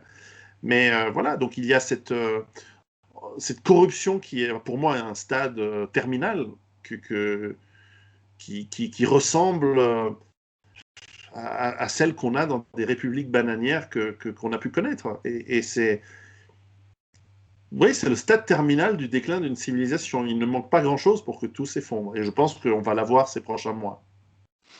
Je pense aussi, je pense que nous sommes dans une phase de déclin très, très violent, très rapide, exponentiel littéralement. Sais-tu que par exemple, la Fed a imprimé presque autant de dollars l'année dernière que durant toute son existence? Oui, c'est vrai que c'est 40%, c'est ça. 40%, ouais, 40%. C'est énorme. C'est énorme, ça signifie 40% des dollars circulants ont été créés en 2020. On peut s'attendre C'est à un doublement des prix par inflation d'ici une année. Voilà, donc on peut aller vers. Déjà, il y a eu une augmentation fulgurante des prix des matières premières, et donc les peuples. Alors l'occidental est toujours le dernier à le réaliser, parce que l'occidental, il va remplir son couffin chez Carrefour ou Migros ou autre. Alors il va constater que ça lui a coûté peut-être 10 francs ou 10 euros de plus qu'il y a 2 mois. Ça, c'est l'occidental. L'Africain ou le gars qui vit dans un pays, qui vit à la marge de la famine, lui, il va réellement plonger dans la famine Mhm. pour lui les plus fragiles. Donc ça va toucher toujours les membres les plus fragiles. Je regardais un reportage tout à l'heure, tu sais le nombre de navires qui sont abandonnés dans le monde aujourd'hui avec équipage. Oui, Des c'est équipes. vrai. Ça signifie, ils leur disent, vous savez quoi, allez au port de, je sais pas moi, n'importe quel pays, ils leur disent, vous êtes où? Ok, allez au port, on va vous donner des instructions. Les mecs, ils se garent au port, puis C'est après, il n'y a fini. plus d'instructions, c'est fini. La compagnie fait faillite avec la marchandise et tout, au revoir. C'est terrible. Et les gens les plus fragiles, et là aujourd'hui on a des écolos, on a des bien-pensants, on a qui croient que ces gens sont touchés par le racisme, ou par certains mots, par une statue, ou par un livre, ou par un film, ou par un blackface. Alors que ces gens sont Ouais, en train ouais. aujourd'hui de crever de faim à cause de politiques hasardeuses qui sont menées en Occident. Alors, sur ce dernier point, la folie psychologique ressemble que tu décris, le wokisme en Occident, alors que nous sommes en phase terminale et en phase d'effondrement, c'est tout à fait typique euh, des stades ultimes. C'est-à-dire que lorsque, par exemple, Constantinople était assiégée par les forces c'est Soleiman, je ne sais plus quel était le sultan qui a pris Soleiman Pacha, Je suis pas Mehmet, sûr, Mehmet IV, je ne sais plus. Enfin, en bref, je dois le googler. Les Ottomans. Et le synode réuni de l'Église à Constantinople discutait sur le secte des anges, c'est très connu. Et je suis certain que les mois qui précédaient l'effondrement de l'Union soviétique, il y avait des membres du Soviet suprême qui discutaient, mais finalement, si les réformes de Gorbatchev étaient doctrinalement pures par rapport au marxisme-léninisme, et ils faisaient intervenir des grands experts de l'université Lumumba de Moscou. Bah, écoute, la drôle de guerre, la drôle de guerre. C'est vrai. Ouais. Que faisaient les Français pendant que les armées nazies étaient en train de les encercler, de s'approcher? Ils se préparaient à attaquer l'Union soviétique. Non, mais c'est vrai en plus. C'est vrai en plus. Voilà, ils n'ont pas réalisé. Puis du jour au lendemain, ils se sont réveillés avec les tanks allemands. C'est trop tard. Quand tu entends le diesel allemand, c'est fini. C'est fini. Il y a de ça. Et malheureusement, c'est que nous ne sommes plus. Je veux dire, ce qui nous attend, ce n'est pas l'occupation allemande. Et je n'ai pas le droit, par la loi suisse, de dire la moindre chose positive par rapport à cet élément-là. Alors que par rapport à celle-là, et je parle de l'occupation de la France ou des Pays-Bas ou de l'Angleterre, je ne parle pas de l'occupation allemande en Pologne, ce n'est pas la même chose, on est d'accord. Mais enfin, là, ce qui nous attend, c'est un chaos, c'est celui que je décris dans mes bouquins, quoi, mais qu'on a déjà vu en Yougoslavie, qu'on a déjà vu dans des effondrements, et là, sur des populations qui n'ont absolument plus aucune notion de la débrouillardise et de la résilience, qui sont justement à se plaindre de microagressions, ou de manspreading, ou de je sais pas quoi, alors que le problème, c'est que les gens vont se battre pour la dernière barquette de fish sticks dans la supérette, et ils vont se battre à coups de couteau. Hein. Ça va pas être de la microagression. Et ça, c'est la première phase. Après, c'est la phase où ils viendront se battre pour le cadavre du type qui vient de tomber, qui vient de se faire agresser au couteau. Et là, il y aura des gangs qui vont se combattre pour rattraper le cadavre, pour faire ce qu'ils vont faire avec. Hein. Et bon, moi, j'en dis pas plus sur ce point-là, parce que ça devient de la science-fiction, mais ça s'est déjà vu. On va dire ça comme ça. Ça, c'est déjà vu. Tu sais qu'à propos de ta science-fiction sur le cadavre en question, tu sais qu'il y a eu des gens dans les Andes, un avion s'est Oui. écrasé dans les Andes. On en avait parlé la dernière fois. Et ils ont dû bouffer justement, ils ont dû se bouffer les uns les autres. Par contre, le chiffre que j'aime bien avancer, qui est pour moi, le chiffre qui m'a frappé quand j'ai lu le livre, c'est que tu sais combien de temps ils ont mis avant de commencer à manger les autres humains? Oui, je le sais, mais vas-y, dis-le. 3 jours. 3 jours. Et c'était leur famille, leurs amis. C'était leur famille. Ils n'ont pas attendu 3 semaines. Moi, j'aurais compris. 3 semaines sans manger, j'aurais compris. C'était congelé les corps. Oui. J'aurais excusé. J'aurais dit oui, mets-toi à leur place. Mais 3 jours. Et en fait, ils n'ont même pas attendu d'avoir vraiment faim. Ils se sont dit, c'est logique, il faut qu'on mange pour tenir le froid et tout. Bon, ben voilà. Voilà quoi. Bon, on va peut-être éviter. Alors, je ne sais pas comment ils. Alors, je l'ai lu également, ce livre, qui est un livre qui est devenu rare, mais à l'époque, il a eu du succès. Ils en ont même fait un film, très bien d'ailleurs. Et à un moment, je ne sais pas comment ils ont dû dire, bon, toi, tu ne manges pas ta mère, alors c'est moi qui la mangerai, et toi, tu ne manges pas ton fiancé. Enfin, ils ont eu des discussions. Au départ, ça a commencé en disant, écoutez, on mange juste les muscles et tout ça. Et quelques temps plus tard, je crois que c'était une semaine plus tard, ils en étaient à la grosse pierre à casser les têtes pour manger la cervelle. Je veux dire, il y a une évolution en fait, hein, il y a une dégradation très rapide. Pour la petite histoire, c'est vrai que c'est les secouristes qui les ont recueillis parce qu'ils ont fini par descendre dans la vallée et ils ont trouvé un chemin pour sortir de la montagne et descendre dans la vallée. Et les secouristes qui les ont trouvés, ils en croyaient pas. Ils disaient, mais ils sont restés loin pendant des mois, enfin un mois en tout cas. Et ils ont dit, mais ça fait des semaines et des semaines qu'on vous cherche, on vous avait pas trouvé, maintenant on vous a trouvé. Mais... Et puis la première chose, je dis, mais vous n'avez pas l'air d'être particulièrement maigre. En fait, le gars ils ont investi sur quelqu'un. Ils ont pris le gars le plus fort et ils lui ont dit, toi, tu es capable d'aller chercher du secours. On ne partira pas tous parce qu'on est fragile, on est blessé, mais toi, tu peux. Et donc celui-là était nourri plus que de raison sur les rations des autres. Et après, lui est parti en expédition pour pouvoir leur trouver du secours. Et c'est lui qui a trouvé les secours, en fait. C'est ça. Et c'est vrai qu'on pense, ça faisait des mois qu'ils avaient disparu, ça faisait des mois qu'on pensait, en fait on a pensé qu'ils s'est écrasés dans la montagne, qu'ils ont été couverts par une avalanche, et puis qu'on les trouvera jamais. Ouais, D'ailleurs, c'est un miracle de se sortir comme ça d'un crash d'avion dans les montagnes. Hein. Oui, bon. Oui, c'est un miracle dans la nuit et tout. Ouais. Donc, nous n'avons pas la réponse à nos questions, mais nous avons posé des pistes ce soir. Nous avons posé des pistes, nous avons touché l'irrationnel, nous avons touché le rationnel. Peut-être pour conclure, comment tu vis, ou comment tu conseillerais à tous ceux qui nous écoutent de vivre les prochains mois au quotidien et quelles actions ils devraient, selon toi, entreprendre? Ce que je pourrais dire de mon expérience, c'est protéger sa santé physique et mentale. C'est très important parce que nous subissons une guerre psychologique. C'est une guerre sur la durée, c'est un marathon, c'est pas un 100 mètres. Hein. C'est en train de... Là, on est à 1 an et demi et on ne voit pas la fin dans certains pays. Donc, il faut se protéger, faire gaffe, ne pas tomber dans les excès, ne pas tomber dans l'alcoolisme, ne pas prendre des médicaments, ne pas... Parce que c'est vraiment l'occasion. Si quelqu'un veut devenir alcoolique, c'est vraiment le moment ou jamais. Donc, faire gaffe à ça. Ne pas prendre de décisions radicales dans sa vie parce que on ne sait pas dans quelle direction les choses vont aller. Donc il faut être conservateur, économiser ses ressources, y compris ses ressources financières. C'est pas le moment de se faire des folies, c'est pas le moment d'acheter une nouvelle voiture, c'est pas le moment de claquer son argent. C'est réellement le moment où il faut faire des réserves de santé physique, mentale, financière, des réserves de bouffe et puis attendre le bon moment, attendre pour voir dans quelle direction le Messie va tomber pour pouvoir s'éloigner. Tu sais, tu avais donné un exemple de la drôle de guerre. Admettons que nous soyons en septembre ou octobre 1940.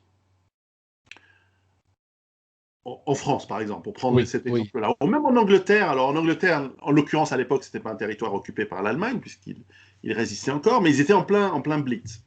Mais si tu étais en France, tu te dis, ou même si tu étais un observateur de Sirius, qui regarde la situation de très très loin, qui se dit, ah bah dis donc, les Allemands ont surpris tout le monde, ils ont pris la Pologne, ils ont pris la Norvège, ils ont pris le Danemark, ils ont pris le Benelux, ils ont pris la France.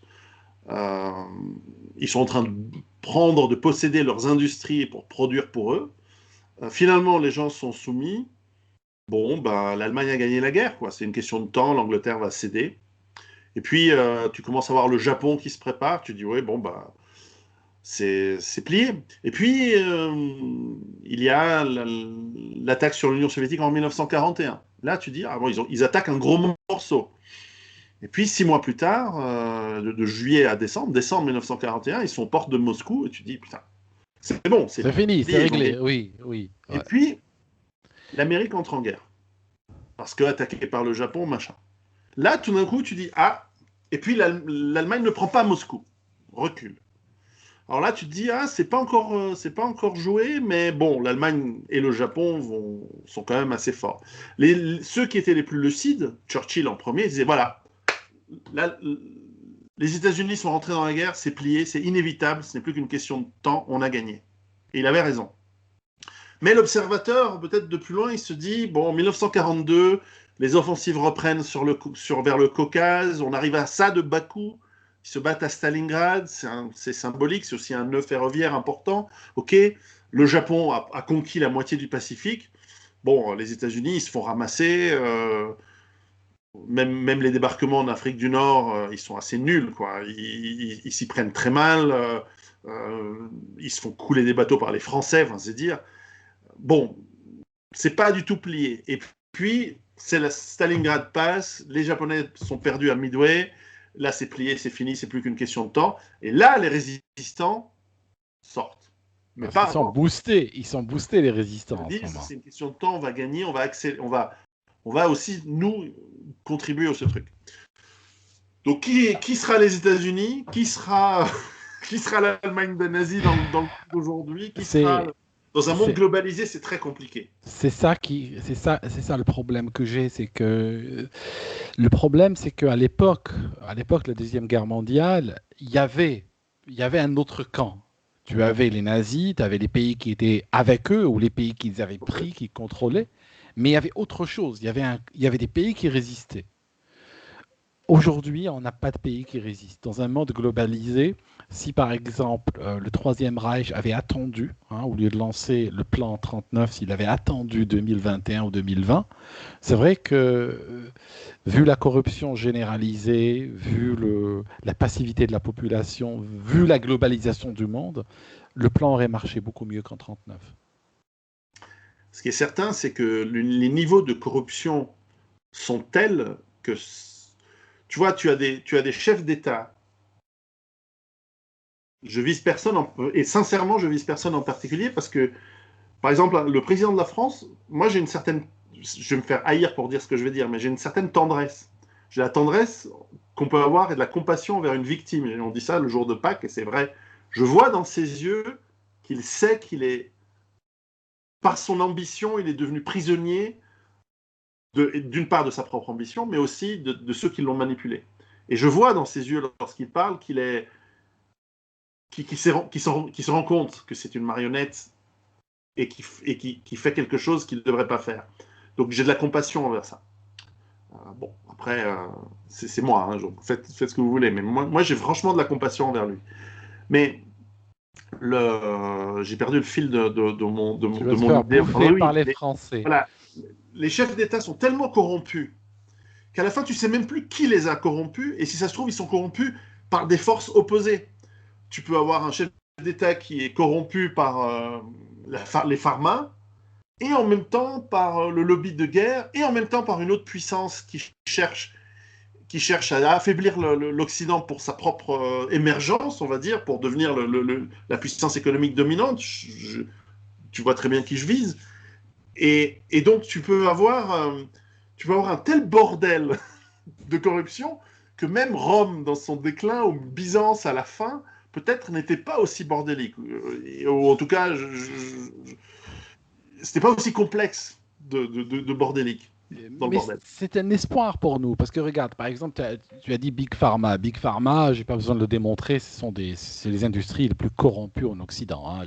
Oui, Il faut voir combien ils très payent en longtemps. justice chaque année, les frais de justice pour corruption aggravée et tout. C'est pas nouveau. C'est les nouveaux tabacs, c'est les nouveaux Voilà, tabacs. c'est le nouveau tabac, c'est le nouveau cartel du tabac.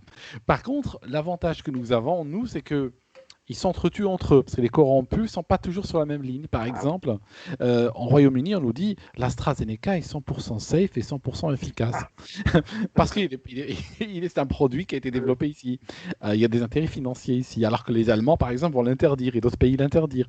Et après, ils vont se faire la guerre entre eux. Hein, on va dire oui. Alors, par exemple, ici, on a le droit d'être anti-vax, hein, mais seulement sur le vaccin russe, par exemple. Tu as le droit de tout dire. Tu as le droit qu'il n'a pas été testé, tu as le droit de dire qu'il tue, tu as le droit de tout dire.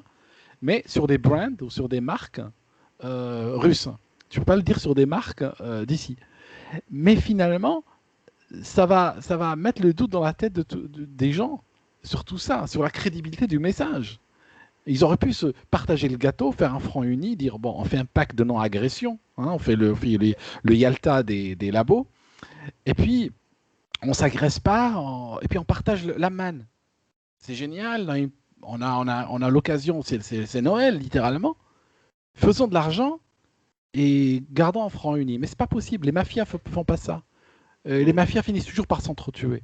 Les cartels de drogue de Colombie, c'est pareil. Ils peuvent faire une petite trêve, un peu, mais ils en veulent trop. Tout le monde veut tout. Et voilà. oui, Donc, et puis, par exemple, le lobby de l'armement, qui est très content du retour des néoconservateurs au pouvoir aux États-Unis, il se frotte les mains en disant chouette, on va faire bientôt une énième guerre au Moyen-Orient. Alors, est-ce que ça va être achever la Syrie? Est-ce que ça va être l'Iran? Je ne sais quoi. Mais pour ça, il faut qu'il y ait une économie qui tourne derrière, et qui ah oui. finance et qui soit. Et donc, tu peux pas avoir des gens malades confinés avec des masques chez eux. Faut que ça booste. Oui, les guerres, Et donc, ça se paye. Ouais, c'est si et cher. ouais. Et oui. Donc, Euh, et puis, l'endettement infini, ils se rendent bien compte que l'effet de l'inflation, c'est que ton missile Tomahawk à 2 millions de dollars, il va en coûter 20. Forcément. Et donc, bon, alors ça fait aussi plus de profit, mais en même temps, si tout coûte plus cher, le problème de l'inflation, c'est que tu cours sur un tapis roulant. Donc, même celui qui gagne beaucoup d'argent, même si ton action en bourse, elle est multipliée par 10, Si le prix de la ville est multiplié par 10, ça n'a rien changé. Ce qui compte, c'est le relatif. Donc, ils se mettent potentiellement dans une situation où tu n'as pas de gagnant. Et il n'y a pas trop de voies de sortie. Là, je vois que l'immobilier est en train de flamber un peu partout parce qu'il y a beaucoup de gens qui mettent leur cash dans l'immobilier. Mais si personne ne paye du loyer, si personne ensuite tu en fais quoi de tes 14 maisons, des 3 immeubles que tu as achetés, s'il n'y a personne qui peut payer de loyer? Alors tu dis Oui, oui, mais j'ai acheté de la pierre. Cette pierre, elle a un coût d'entretien, et ce coût d'entretien, il est soumis aussi à l'inflation. Alors certes, sa valeur va augmenter, mais sa valeur, par rapport à quoi? Qui va l'acheter peut-être dans 10 ans? On n'en sait rien. oui, dans une Donc crise systémique, oui, dans une crise systémique, ça devient très difficile de trouver un refuge valable. Et comme tu as dit, la guerre, là avec le retour des néoconservateurs, la guerre coûte très cher. À l'époque, la guerre d'Irak, ils avaient inventé une nouvelle unité de calcul de monnaie, d'argent, qui s'appelait l'Hercule. Parce qu'en fait, ils livraient, depuis Rammstein, depuis l'Allemagne, ils livraient en Irak des Hercules, des avions Hercule, Ah, d'accord. plein d'argent. Donc c'était des palettes avec des caisses pleines de dollars. Ils disaient, ah, on a reçu 2 Hercules de dollars aujourd'hui. Donc c'est l'Hercule de dollars. Et il faut savoir que certains de ces Hercules ont disparu. Oui, bien sûr. Ah, forcément, c'est le but, c'est le but C'est le du jeu. but du jeu. Et Donc ça, c'est pas imagine, nouveau, hein. c'est pas nouveau. Mais maintenant, avec l'inflation, si on lançait une guerre, il faudrait des Airbus A380 On va de enfin dollars. relancer l'Airbus A380. Il servira peut-être à ça. C'est une situation où on ne voit pas l'issue, et je crois que tu as raison d'attendre, d'être patient, et tu as raison, c'est quelque chose que l'on doit répéter, entretenir notre physique, entretenir notre mental, rigoler avec les copains. Si vous pouvez, rencontrez-les. Si vous ne pouvez pas, faites-vous des réunions Zoom à plusieurs, mais ne perdez pas cette motivation, ce moral et ce contact qui fait qu'on est humain. Parce que l'être humain, Absolument. c'est un animal social et qui a besoin des contacts, qui a besoin d'entre vous. Donc, moi, j'encourage ceux qui nous écoutent de continuer à entretenir leurs rapports sociaux et de s'entretenir et voilà, de faire très attention et de continuer à se préparer comme on le dit toujours. Mais en tout cas, c'est une situation fascinante, je dirais presque excitante d'un certain point de vue, car là, on est dans un moment historique qui n'a pas de comparaison, et c'est extraordinaire. Donc, nous sommes d'un côté privilégiés de vivre ceci dans le sens où nos vies n'auront pas été un long fleuve tranquille. Et d'un point de vue de gloire personnelle, ça vaut quelque chose. Et il faut s'en rendre compte parce que c'est un aspect positif. Donc, ça doit nous motiver à continuer à vivre. Tant qu'il y a de la vie, il y a de l'espoir. Et tant que les élites n'auront pas des armées de Terminator contre lesquelles nous ne pourrons rien, pour l'instant, on a encore de l'espoir. Absolument. Il y a toujours de l'espoir, c'est clair. Ben, écoute, je te remercie beaucoup. Comme on l'a Merci, rappelé, Pierrot. on met cette vidéo sur nos Patreons respectifs. Est-ce que tu as un petit message pour mes abonnés qui peut-être te connaissent pas encore et pour les motiver à aller s'inscrire chez toi aussi? Bah, allez déjà voir mon YouTube, hein, qui est déjà ouvert. Et puis, si ça vous intéresse, bah, on se retrouve sur Patreon. Voilà. Et bien pour les tiens également, moi en revanche, je mets de moins en moins de choses sur YouTube, mais j'essaie d'être un peu plus prolifique sur Patreon. C'est bien, c'est un chouette modèle de communication qui n'est plus dans la course au nombre, qui de toute façon est bloqué dès que tu dis des choses un peu qui sont contraires à la narration officielle, on va te bloquer, on va t'embêter. Et donc là, il faut quand même rester dans les clous, hein, parce que ça dépend de la plateforme que tu utilises pour mettre en ligne. Mais au moins sur Patreon, tu as un dialogue. Moi, je suis passé de. J'ai moins d'abonnés, j'ai 64 000 sur YouTube. Je suis passé à 2500 sur Patreon. Mais là, il y a des vrais rapports. Et ces rapports-là, ils permettent de discuter, d'apprendre, de dialoguer. Et finalement, je préfère ces 2500-là que les 64 000 ailleurs. Et voilà. Merci. Merci, Pierrot. Parfait. À bientôt alors. À bientôt.